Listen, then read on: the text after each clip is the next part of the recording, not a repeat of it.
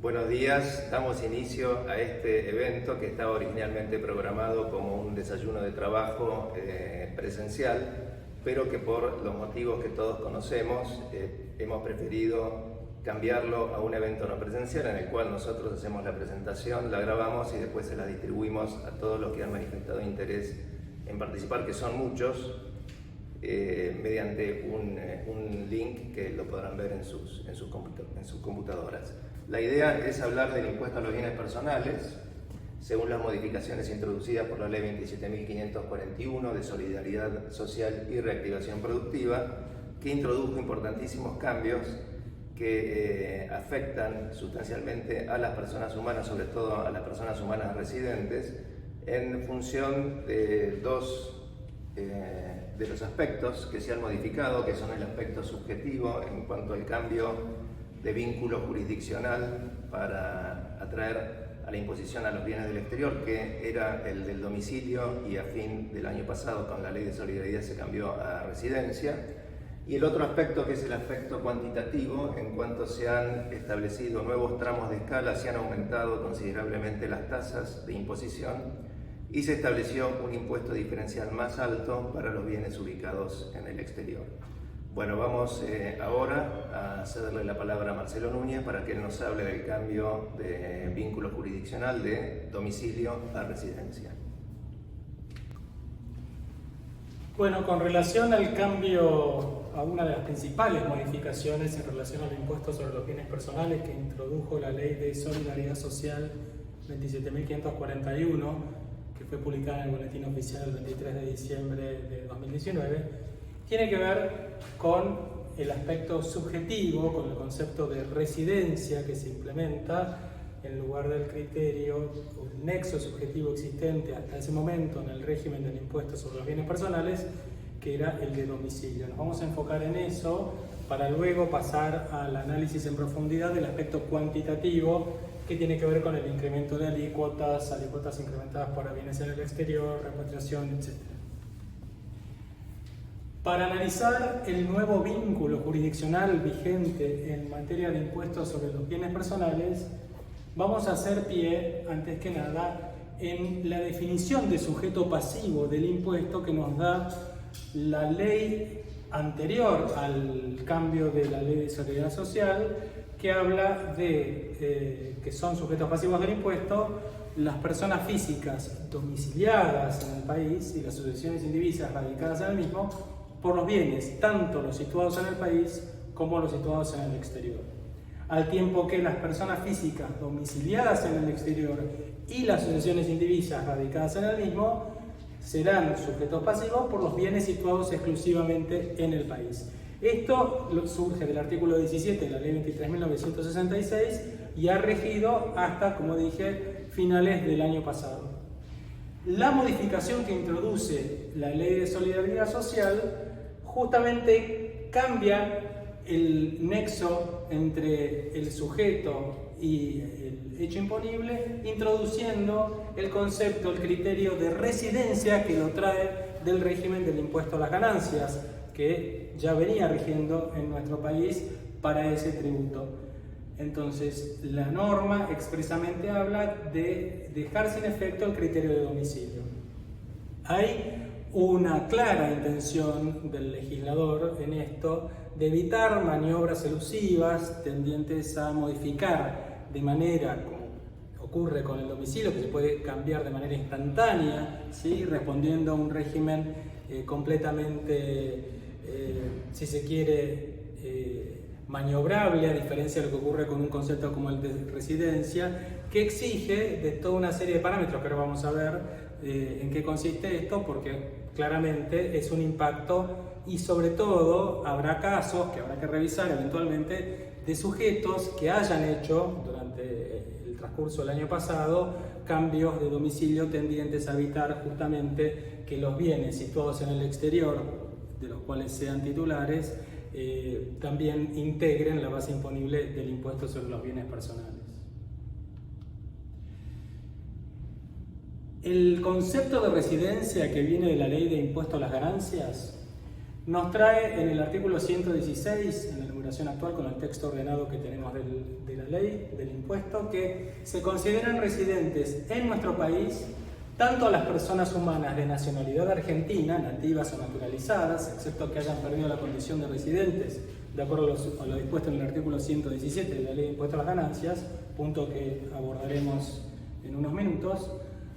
como también las personas humanas de nacionalidad extranjera que hayan obtenido su residencia permanente o que sin haberla obtenido hayan permanecido en el país con autorizaciones temporarias durante un periodo de 12 meses como mínimo. Salvo, por supuesto, que demuestren, en los casos concretos, que su estadía se debió a causas que no impliquen una intención de permanencia. La norma prevé el concepto de ausencias temporarias que no superan los 90 días consecutivos o no. Ello no interrumpirá, esa ausencia temporaria no interrumpe la continuidad de la permanencia en el país. Como dijimos hace unos minutos, también como sujeto pasivo del impuesto se encuentra la sucesión indivisa, en la que el causante a las fechas del fallecimiento revistiera condición de residente. Es importante que tengamos en cuenta cuándo se pierde la condición de residente en nuestro país, y a nivel normativo está expresamente aclarado que la condición de residente permanente en un estado extranjero lleva a la pérdida de la condición de residente, con algunas aclaraciones que vamos a hacer en unos minutos con respecto al concepto de doble residencia, que también puede suscitarse, y tenemos que ver cómo se resuelve, llegado el caso, de la coexistencia de dos residencias en un mismo sujeto. También se prevé que, no habiéndose producido la adquisición de residencia permanente a nivel migratorio en un estado extranjero, la persona puede perder su residencia cuando permanezca en forma continuada en el exterior durante un periodo de 12 meses. Y a tal fin, al igual que en el concepto anterior, se considera que las presencias temporales en nuestro país, en forma continua o alternada, en la medida que no excedan un total de 90 días, no impactará sobre esa pérdida de la residencia argentina. ¿Cuándo tiene efectos la pérdida de la residencia? Bueno, a partir del primer día del mes inmediato subsiguiente a aquel en que se hubiera configurado la residencia permanente en un estado extranjero o se hubiera cumplido con este periodo de 12 meses al que nos referíamos recién. A nivel residencia, y pensando en el impacto que tiene en el nuevo impuesto sobre los bienes personales bajo este nuevo criterio, hay ciertas situaciones especiales a tener en cuenta que tienen que ver con la doble residencia, con la vigencia de convenios para la doble imposición, para evitar la doble imposición internacional. Hay puntos a tener en cuenta por quienes hayan obtenido la condición de residentes en el extranjero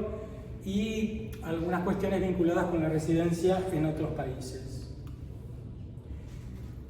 El punto de la doble residencia es particularmente importante porque quienes hayan obtenido residencia permanente en un estado extranjero a nivel migratorio o hayan perdido la condición de residentes en la República Argentina por el transcurso del plazo que referíamos recién, van a ser considerados residentes en Argentina igual cuando continúen residiendo de hecho en el territorio nacional o reingresen al mismo a fin de permanecer en él. Y expresamente la norma acá detalla que, por ejemplo, cuando se mantenga la vivienda permanente en la República Argentina, será considerado residente también en Argentina. Si se diera la existencia de una vivienda permanente tanto en la República Argentina como en el otro estado, se hará foco en el centro de intereses vitales y se determinará si ese centro se encuentra en Argentina, y allí se lo considerará también residente a los efectos fiscales en Argentina. Si no se pudiese determinar el lugar del centro de los intereses vitales, se hará foco en el lugar donde se habita en forma habitual, si es en la República Argentina. En otras palabras, si pasa más tiempo en nuestro país que en el estado extranjero que le otorgó la residencia o donde se lo considere residente. Y si permaneciera igual cantidad de tiempo en ambos estados, bueno, lo que de alguna manera desempata este concepto es si es o no de nacionalidad argentina, en cuyo caso también se lo considerará residente en nuestro país. Como ven, hay toda una serie de mecanismos, pero hay una clara intención a nivel legal de considerar al sujeto, si se dan algunas de todas estas circunstancias, como residente argentino. Es muy importante a nivel reglamentario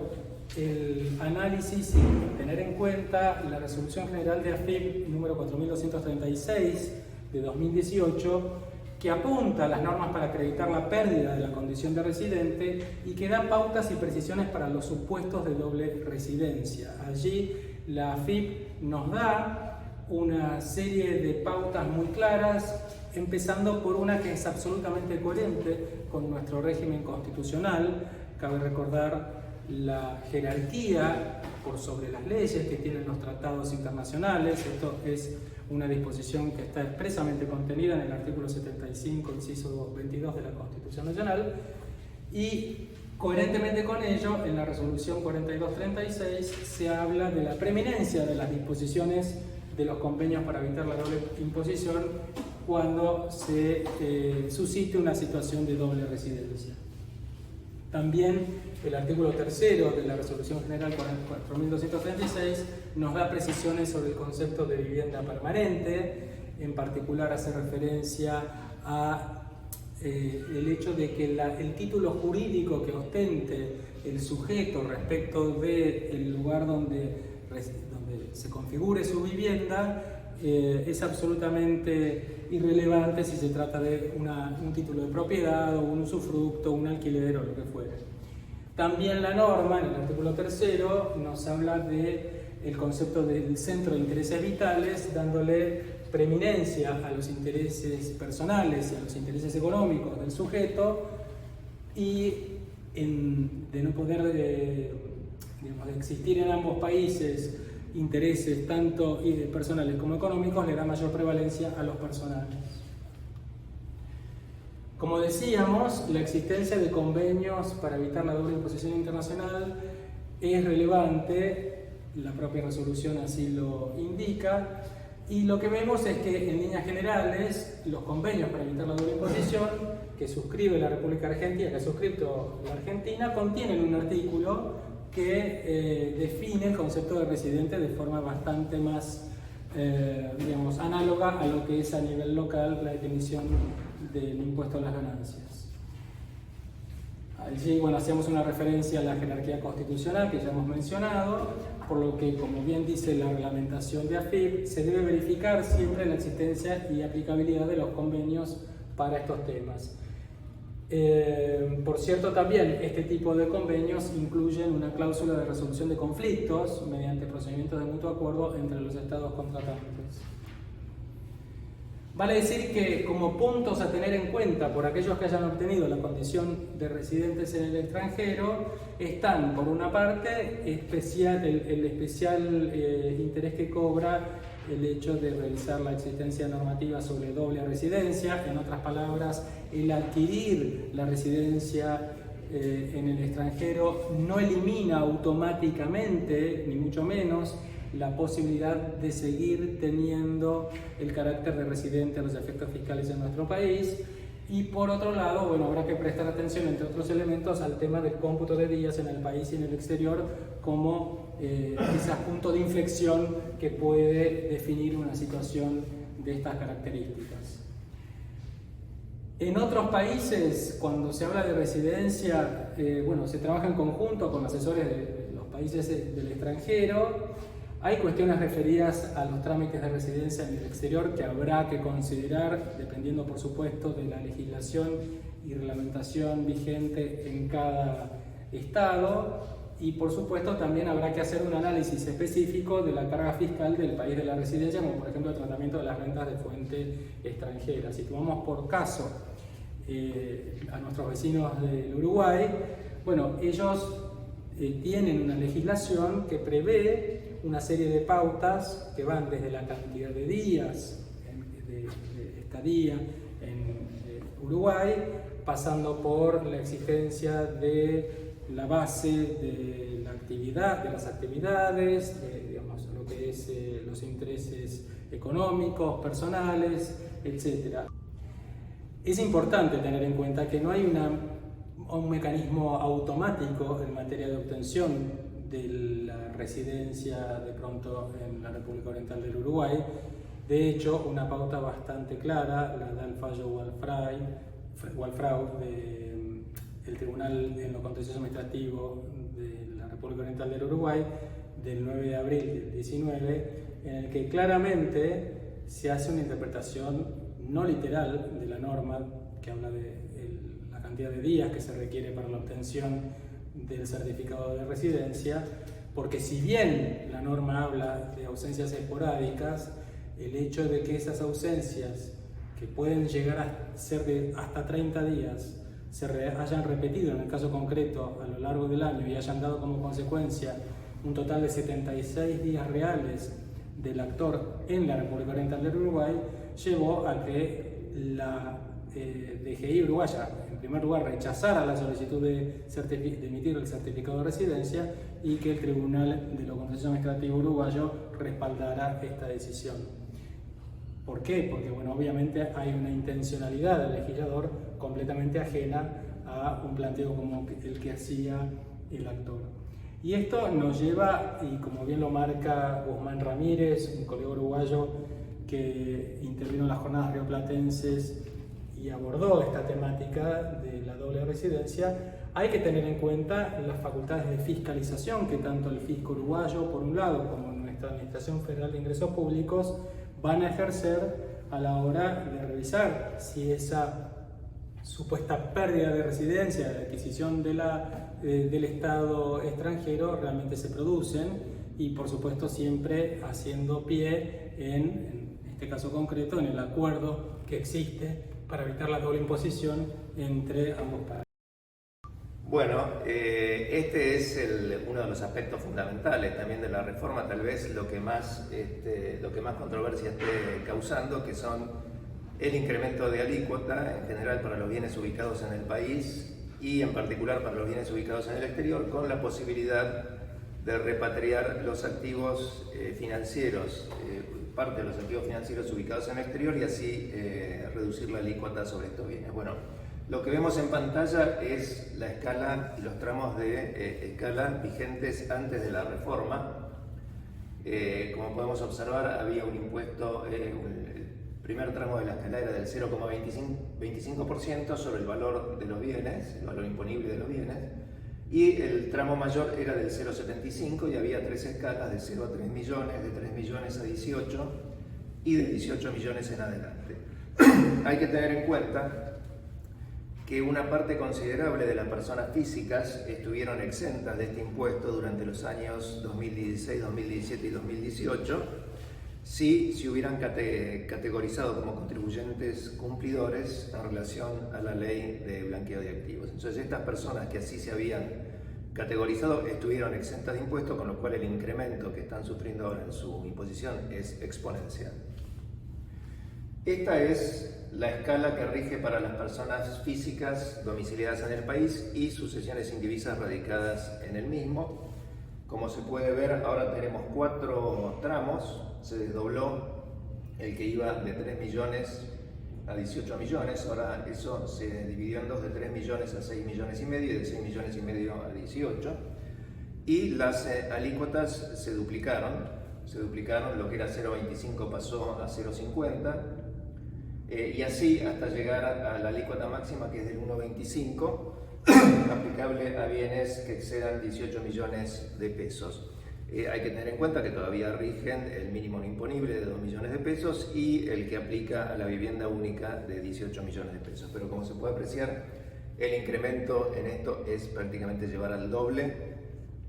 la tasa de imposición para los que ya estaban gravados, y para los que habían estado exentos, bueno, es un incremento realmente importantísimo. Lo anterior aplica a las personas físicas domiciliadas y sucesiones indivisas radicadas en el país. Las personas físicas no domiciliadas tributan mediante otras escalas que son básicamente del 0,50. Acá el incremento es también al doble, lo que era 0,25 se lleva a 0,50%, un incremento importantísimo. Y esta es la alícuota que aplica en general a los bienes de personas físicas no domiciliadas, bienes ubicados en el país que tributan a través del contribuyente sustituto previsto en la ley, que es quien tiene que ingresar este gravamen a la AFIP. Esto también aplica al gravamen sobre acciones y participaciones sociales, que este es un impuesto que deben ingresar las sociedades emisoras, residentes o domiciliadas en el país, sobre la base del valor patrimonial de esas acciones al cierre del ejercicio. Este impuesto también se duplica del 0,25 al 0,50 y también aplica esta tasa del impuesto a los fideicomisos no financieros, que es también un impuesto que deben ingresar los administradores de estos fideicomisos como contribuyentes sustitutos de las personas físicas, asociaciones indivisas que sean titulares o beneficiarios de estos bienes. Estas alícuotas rigen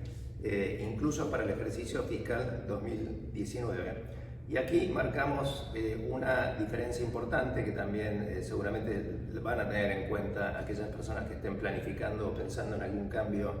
de residencia a los fines fiscales, que perder la residencia en la Argentina en lo que hace a este impuesto no solamente tiene el efecto de dejar de sujetar a imposición en la Argentina los bienes ubicados en el exterior, sino también cambiar la escala, la alícuota de tributación y salir de esa escala que llega hasta el 1,25% que aplica a las personas humanas domiciliadas en el país e ir a este sistema de tributación con una escala máxima de 0,50 y que se paga a través de los responsables sustitutos. Esto, por supuesto, hay otras reglas que también aplican, como la inaplicabilidad del mínimo no imponible, etc. Pero bueno, este es un cambio importante que hay que tener en cuenta, consecuencia del cambio de residencia fiscal. Bueno, ¿cuáles son las principales modificaciones de los bienes respecto de los bienes ubicados en el exterior que afectan a las personas físicas domiciliadas? Bueno, se establecen alícuotas diferenciales, se establece una definición de cuáles son los activos financieros ubicados en el exterior, y además se establece una opción de repatriación del 5% del valor de los activos ubicados en el exterior, que tiene como efecto evitar la aplicación de la alícuota incrementada. De esto vamos a hablar un poquito más adelante. La ley de solidaridad le delegó al Poder Ejecutivo la facultad de incrementar hasta el doble las alícuotas establecidas para las personas físicas y asociaciones indivisas, y el Poder Ejecutivo ejerció esta facultad, pero no lo incrementó hasta el doble, sino que estableció estos tramos de escala que se ven acá respecto de los bienes ubicados en el exterior, que van del 0,7% para bienes que excedan 3 millones de pesos hasta el 2,25%. O sea, le habría aplicado, si nos paramos en la escala superior, que para la escala general es del 1,25%, le habría adicionado un 1% y la lleva al 2,25%. O sea, es un incremento considerable, no del 100%, pero muy cercano. Bueno, la ley también define qué es lo que se debe considerar activos financieros en el exterior, y acá la verdad establece una enumeración que no innova mucho respecto de la ubicación de esos bienes. La mayoría de estos bienes ya se hubieran considerado ubicados en el exterior por aplicación de las normas generales. Acá simplemente se clarifica en el sentido de que están ubicados en el exterior y además se consideran activos financieros, lo que tiene efectos en función de las normas sobre repatriación de activos, que es la opción que otorga la ley. No vamos a adentrarnos mayormente en esto porque, bueno, como dije, dice básicamente lo que ya decía la ley. Se refiere a participaciones societarias de sociedades constituidas en el exterior, instrumentos financieros de emisores o títulos valores de emisores domiciliados en el exterior, créditos cuyos deudores estén domiciliados allí, tenencia de moneda extranjera, depósitos bancarios fuera del país, etc. Y lo que sí ha generado bastante turbulencia es la mención de derechos inherentes al carácter de beneficiarios de fideicomisos ubicados o constituidos en el exterior. Esto ha generado gran preocupación porque si bien se los menciona como activos financieros ubicados en el exterior, no se aclara cuál es el tratamiento tributario concreto de ese bien. Acá, bueno, han aparecido opiniones de todo tipo, legales, técnicas, en general criticando esta disposición, sobre todo teniendo en cuenta que es una figura que ya estaba admitida y legislada por la Ley de Impuesto a las Ganancias y estaba bastante asentada, o está bastante asentada y pacífica la doctrina que establece una distinción entre, según la cual si es un fideicomiso o trust revocable, se aplica un determinado tratamiento impositivo que consistiría en que no se considera que ha habido un desapoderamiento de los bienes y en consecuencia el originante sigue tributando sobre esos bienes como si permanecieran en su patrimonio, versus los irrevocables, en los cuales la doctrina, incluso la FIP, consideraba, incluso la ley, que allí sí hay un verdadero desapoderamiento de los bienes y en consecuencia han dejado de estar en el patrimonio del originante y tampoco están en el patrimonio de los beneficiarios porque el titular de esos bienes es lo que se llama el trustee. Y los beneficiarios solamente tienen un derecho, que es un derecho en expectativa, un derecho eventual, a recibir una distribución, pero van a ser titulares de activos cuando se disponga por el trustee una distribución efectiva y la reciban. Allí sí van a tener, o no la reciban y se difiera su ejecución, pero allí sí van a tener un derecho que ya no va a ser en expectativa, sino va a ser un derecho real. Esto nos lleva a pensar que la ley, al mencionarlos, estos derechos como ubicados en el exterior, en realidad no ha innovado en nada, simplemente clarifica lo que ya era obvio, en el sentido de que sí, un eventual derecho sobre un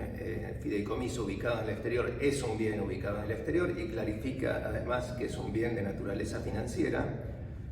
pero que esto no innova en cuanto al tratamiento tributario, sobre todo aún cuando se pueda decir que esto es un bien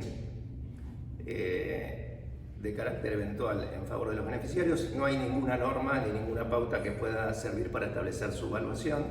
y de hecho pensamos que la evaluación de esos derechos en expectativa debería ser cero. Insistimos hasta el momento en que el trustee disponga una distribución de activos, de lo que llama el corpus, del capital o de las ganancias. En ese momento sí nacería un derecho actual que podría ser susceptible de evaluación, pero no antes. En consecuencia pensamos que lo más razonable es que a pesar de que estén mencionados en la ley como activos financieros ubicados en el exterior, no deberían formar parte de la base imponible hasta que suceda alguna de las cosas que acabamos de mencionar. Hay otros activos que también han generado dudas, creo que estas dudas están ya disipadas, que son fundamentalmente activos de emisores argentinos, pero que se transan o se adquieren en el exterior. Por ejemplo, los ADRs de empresas argentinas, YPF, los bancos que cotizan en Nueva York, etc. Estos bienes son bienes ubicados en el país conforme a las normas de la ley de bienes personales, en consecuencia no están sujetos a la tasa adicional que se establece para bienes ubicados en el exterior. Más aún, en el caso de los ADR, que no es otra cosa que una forma de empaquetar para transarlos en la bolsa de Nueva York de las acciones emitidas por emisores argentinos, estas acciones tributan el impuesto del 0,5% que debe pagar la sociedad emisora en su carácter de contribuyente sustituto y la persona física domiciliada en el país no tiene que gravar eso en su declaración jurada del impuesto a los bienes personales. Los títulos públicos y bonos emitidos por nación, provincias y municipalidades, esto es lo mismo, son títulos emitidos por entes públicos argentinos, se consideran bienes ubicados en el país a efectos del impuesto y además los títulos públicos han quedado exentos. Y lo mismo podemos decir de obligaciones negociables que coticen en el exterior de emisores argentinos. Acá aplica la norma según la cual esos bienes se consideran ubicados en el país por ser ese el domicilio del emisor. La ley prevé también la facultad o la posibilidad de computar contra el impuesto los bienes, el tributo pagado, el tributo similar pagado en el exterior en la medida en que ese tributo grave el patrimonio o los bienes en forma global, cómputo que se permite hacer hasta el incremento de la obligación fiscal originado en la incorporación de los bienes situados en el exterior a la base imponible. Bueno, dicho esto, le dejamos paso a Facundo Fernández Santos, que nos va a hablar de la cuestión del pago a cuenta previsto en la ley y recientemente implementado por la AFIP, y después también de la opción de repatriación del 5% de los activos ubicados en el exterior para evitar la aplicación de las alícuotas incrementales. Bueno, la Administración Federal de Ingresos Públicos, en uso de una atribución reconocida por la Ley de Procedimiento Tributario de establecer anticipos a cuenta del pago del impuesto, publicó en el Boletín Oficial el 7 de febrero del 2020 un régimen que establece justamente un pago a cuenta del impuesto para los periodos fiscales 2019 y 2020, que se va a calcular en función a los bienes del exterior del año 2018 y 2019 respectivamente. El pago a cuenta se hace en función a una escala con una alícuota variable en función a la magnitud de esos activos, ya sea el periodo cerrado el 31 de diciembre del 2018 o al periodo cerrado el 31 de diciembre del 2019, ya sea que se liquide el impuesto del 2019 o del 2020. Bueno, una novedad que trae este régimen es que la página de la AFIP trae a partir del 4 de marzo, en teoría lo iba a traer a partir del 4 de marzo, lo hizo un poco después, el importe del pago a cuenta calculado en función a la información que disponen sus sistemas de contribuyente. Según la norma va a ser lo mismo para el ejercicio fiscal 2020. Establece también la forma de pago que se puede hacer, de este pago a cuenta, que se puede hacer a través de la billetera electrónica de la AFIP, o bien a través de la generación de un volante electrónico de pago, como se usual en el pago de tributos. La novedad en este caso es que no es aplicable el mecanismo de la compensación para saldar este pago a cuenta, y esto la doctrina considera que funciona como un mecanismo incentivador para repatriar bienes por una de las características también de este pago a cuenta, que es quienes resultan eximidos del mismo. Uno de esos casos es aquellos sujetos que ejerzan la opción de repatriación de activos financieros. Y otra de las alternativas es cuando uno no fue titular o declara no ser titular de bienes al 31 de diciembre del 2019 y al 31 de diciembre del 2020. ¿Por qué decimos que esto es un incentivo para repatriar bienes? Bueno, porque al no permitir el pago mediante la compensación, si un contribuyente quisiera eximirse de este pago a cuenta, ejerciendo la opción de repatriación, evitaría tener que pagar, que ingresar este importe. Bueno, la solicitud de exhibición de este pago a cuenta se hace a través de la página de la AFIP, como es usual la interacción con el organismo. Bueno, y ahora sí entramos en lo que es el aspecto de la repatriación, ¿no?, de activos financieros en el exterior. Y un dilema que se presentan los contribuyentes, es decir, ¿me conviene o no me conviene repatriar? Primero vamos a definir qué se entiende por repatriación. La ley 27.541 nos trae un concepto, y es el ingreso al país hasta el 31 de diciembre de cada año, ya sea de tenencias de moneda extranjera en el exterior o del resultado de la enajenación de activos financieros en él situados. ¿Sobre qué se calcula el monto que se debe repatriar, que es del 5% como mínimo? Bueno, sobre el total del valor de los bienes en el exterior. Es decir, la base de cálculo del monto mínimo de repatriación es el valor total de los bienes, pero los activos que pueden ser repatriados es solamente moneda extranjera o el importe generado como la realización de activos financieros. Otro aspecto importante de la repatriación es cuál es el destino de los fondos repatriados. Y la ley admite 4 alternativas. Una es el depósito en una cuenta especial que fue reglamentada por el Banco Central de la República Argentina, y que los fondos, puede ser una cuenta en una caja de ahorro, una cuenta corriente, plazo fijo. La otra es la venta en el mercado único y libre de cambios. Otra alternativa también es la inversión en certificados de participación en fideicomisos financieros, fideicomisos de inversión productiva que constituya el BICE. Y por último, la suscripción de fondos comunes de inversión en función a una reglamentación de la Comisión Nacional de Valores que fue publicada el 10 de marzo en el Boletín Oficial y que vamos a ver más adelante. Bueno, ¿Cuál es el destino de los fondos repatriados? Ya lo abordamos. La norma lo que establece que para usufructuar el beneficio de reducción de alícuotas sobre bienes en el exterior, establece un requisito de mantenimiento de la repatriación. Es decir, los fondos que la persona humana o sucesión indivisa residente en Argentina repatrie deben permanecer depositados en moneda extranjera hasta el 31 de diciembre del año de la repatriación, es decir, una repatriación realizada antes del 31 de marzo del 2020 tiene que ser mantenida hasta el 31 de diciembre del 2020. Y si hubiera optado por invertir en certificados de participación, en fideicomisos de inversión productiva o en fondos comunes de inversión, la titularidad de esas inversiones debe permanecer en cabeza de la persona humana que haya repatriado. Obviamente el requisito de mantenimiento no opera en el caso de venta en el mercado libre y único de cambio, porque el contribuyente habrá transferido se habrá desapoderado de esa moneda extranjera, la habrá cambiado por moneda de curso legal. Una alternativa que también plantea el régimen de repatriación es que el contribuyente puede optar entre una combinación entre los distintos destinos de los fondos, es decir, no necesariamente debe optar por mantener los fondos depositados en una cuenta bancaria, sino que podría también destinarlo total o parcialmente a alguna de las otras opciones que establece el régimen, que ya vimos, que es la venta en el mercado único y libre de cambios o la inversión en fideicomisos de inversión productiva o fondos comunes de inversión. Quizás se podría plantear alguna duda en cuanto a si es posible más de una combinación, porque el decreto reglamentario, cuando reglamenta esta cuestión, justamente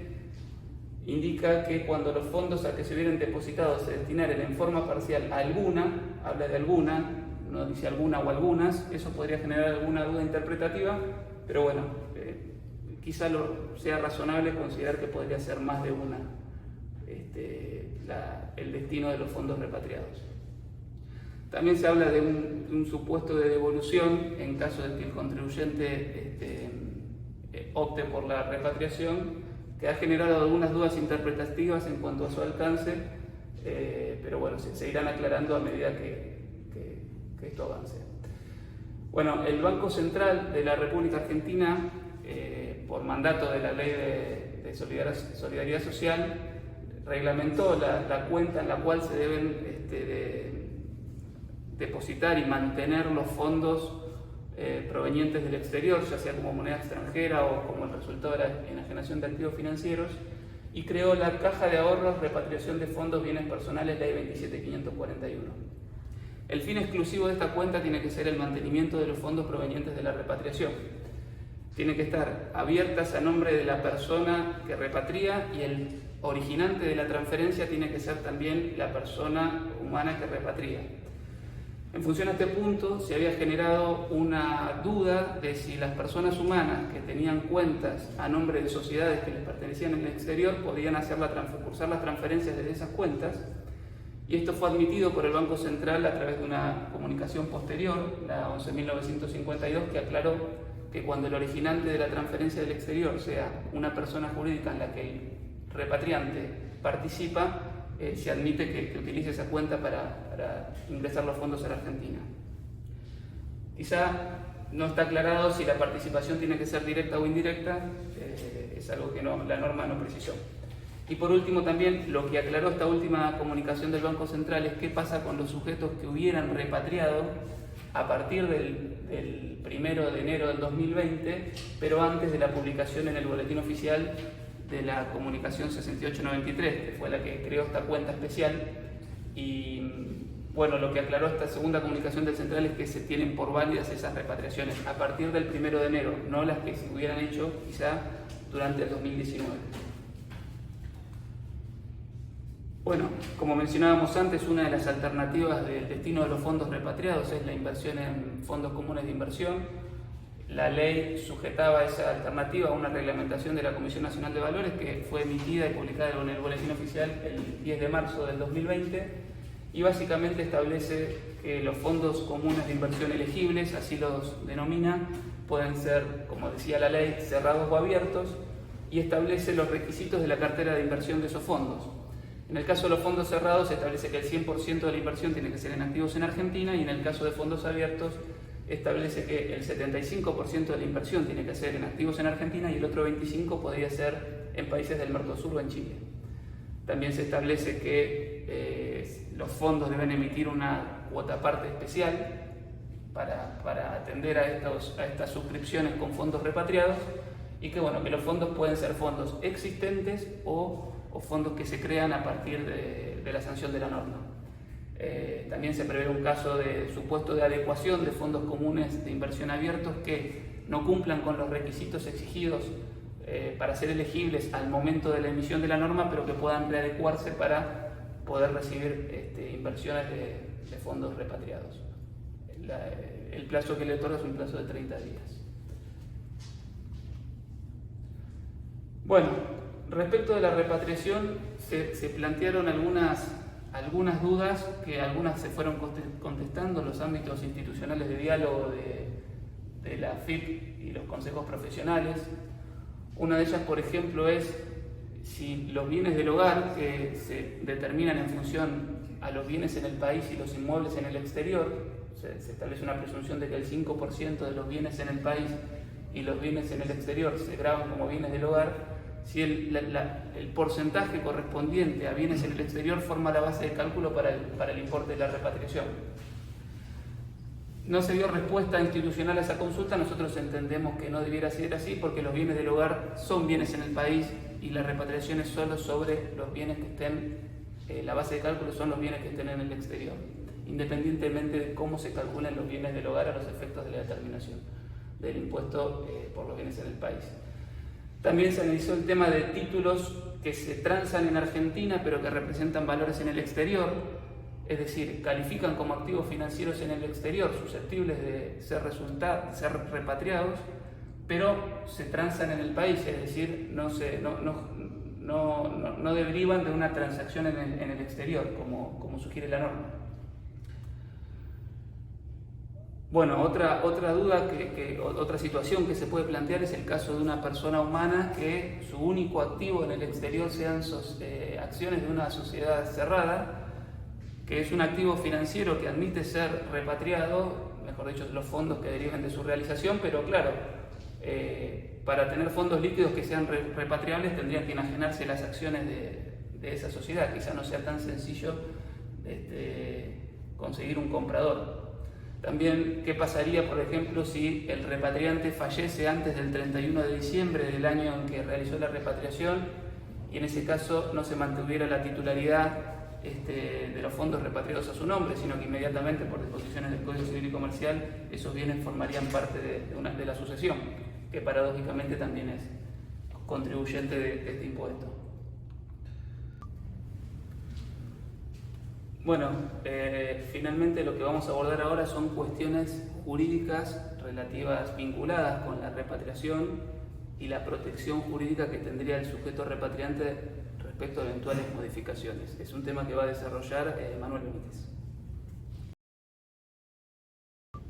Bueno, la gran pregunta que nos formulamos, que le formulan todos, es cuál es el riesgo que asumen las personas en caso de optar por la opción de repatriación y traer el 5% del valor de sus bienes en el exterior, traerlos a la Argentina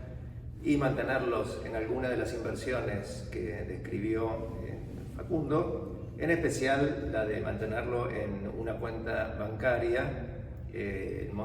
indisponible hasta el 31 de diciembre del año en curso, de 2020, y en el caso del año que viene, de 2021. Porque, ¿qué es lo que puede pasar? Bueno, nosotros en la Argentina, a lo largo de nuestra historia reciente y no tan reciente, hemos visto que han sucedido un montón de cosas, como el congelamiento de los depósitos bancarios, su especificación, conversión obligatoria en algún título de la deuda pública, o incluso cuando nada de esto suceda y efectivamente se permita su retiro en dólares de la cuenta, las normas cambiarias no permitan su transferencia al exterior para volver al lugar donde estamos. Bueno, todas estas cosas sabemos que han ocurrido y pueden volver a ocurrir en la Argentina. Si las van a hacer o no es imposible de predecir. Todo eso dependerá de la evolución de la situación económica del país en los próximos meses, sobre lo cual hoy en día es imposible predecir. Pero sí creo que hay que tener en cuenta toda una serie de garantías constitucionales que hacen a la estabilidad jurídica, a la posibilidad de que esto genere un derecho adquirido que se deba respetar bajo las normas constitucionales de la protección de la propiedad. Porque, yo digo esto, me parece que acá sí podría aplicar una doctrina que se refiere a los derechos adquiridos respecto de situaciones jurídicas que se han generado a raíz de normas como esta norma que establece una opción en favor de los contribuyentes, que como toda opción exige un elemento voluntario, o sea, la ley le da al contribuyente la posibilidad de que voluntariamente ingrese los fondos y los mantenga en el país hasta el 31 de diciembre de manera indisponible, pero me parece que esto sí generaría o podría generar alguna protección bajo la doctrina de los derechos adquiridos, porque se trataría de una norma, en definitiva de una opción de naturaleza convencional, en la cual el Estado otorga esa opción bajo la posibilidad de reducir la alícuota. La persona física la ejerce y mantiene indisponibles los fondos hasta el 31 de diciembre, y a partir de allí esos mismos fondos que trajo deberían cesar en su indisponibilidad y debería tener de nuevo acceso a ellos en la misma moneda en que los trajo y los mantuvo, si fuera el depósito en el banco, y también la posibilidad de disponer de ellos libremente, lo que incluye, en mi parecer, la transferencia de nuevo al exterior a través de los mecanismos bancarios, cambiarios, que se aplican para esta situación. Pensamos que acá puede jugar un rol importante, como dijimos, las garantías de propiedad, la garantía de seguridad jurídica y también una garantía innominada que es de creación jurisprudencial, que se llama confianza legítima, que aplica cuando una persona realiza una acción sobre la base de la confianza que le generó alguna promesa o alguna acción de otra parte, que en este caso sería el Estado, dictando estas leyes y otorgando estas opciones. Bueno, finalmente una palabra respecto de si este impuesto es confiscatorio o no. Esa es una respuesta que es difícil de dar. Es probable que en muchos casos esto pueda resultar en una imposición confiscatoria. Esto es algo que se tiene que establecer caso por caso en función de las distintas componentes de los activos ubicados en el exterior, a los que se aplica esta alícuota del 2,25%, y es un juicio que hay que hacer, pero que lleva varios años. Esto puede llevar varios años, es una opción que puede ser complicada. Sé que hay algunos contribuyentes que la están considerando seriamente y la están incluso iniciando. Esto quedaría un poquito desdibujado, esta posibilidad de confiscación frente a la posibilidad que da la ley de repatriar los activos y de esa forma reducir la tasa, aunque no necesariamente la excluye. Pero bueno, como conclusión es que esta alternativa tiene que ser analizada caso por caso, contribuyente por contribuyente, en la cual el profesional le plantee cuáles son los posibles resultados favorables y los posibles inconvenientes de ejercerla, tiempos, costos, etcétera, para que se tome la mejor decisión posible en cada caso. Bueno, con esto terminamos este seminario, que esperamos les haya sido de utilidad. Quedamos a disposición de todos ustedes para las consultas que nos quieran hacer a cualquiera de los que participamos en él, y esperamos que una vez superada la situación de emergencia sanitaria por la que atravesamos podamos volver a la costumbre de llevar a cabo estos eventos a través de desayunos de trabajo con presencia física, en el cual podamos no solamente vernos, sino también intercambiar opiniones, preguntas, etc. Muchas gracias.